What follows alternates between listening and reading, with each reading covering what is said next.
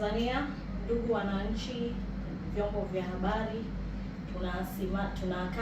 tunazungumza na nyinyi leo ikiwa tarehe 28 Aprili 2026, tukiwa bado ni chama kikuu cha upinzani.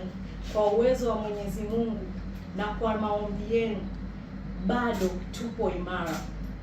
Chama cha Demokrasia na Maendeleo leo kinakaa kikao cha maalum cha kamati kuu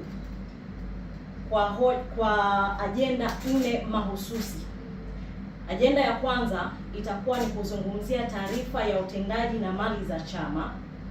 Ajenda ya pili itakuwa ni taarifa ya hali ya siasa nchini. Ajenda ya tatu itakuwa ni taarifa ya masuala yote ya Zanzibar. Ajenda ya 4 ni mpango kazi na bajeti ya chama.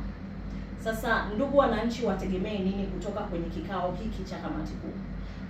Wananchi mtegemee chama kitatoka na tamko rasmi ambalo litakuwa ni thabiti, tamko ambalo halitaonesha ari ya kupiga magoti kwa namna yoyote ile.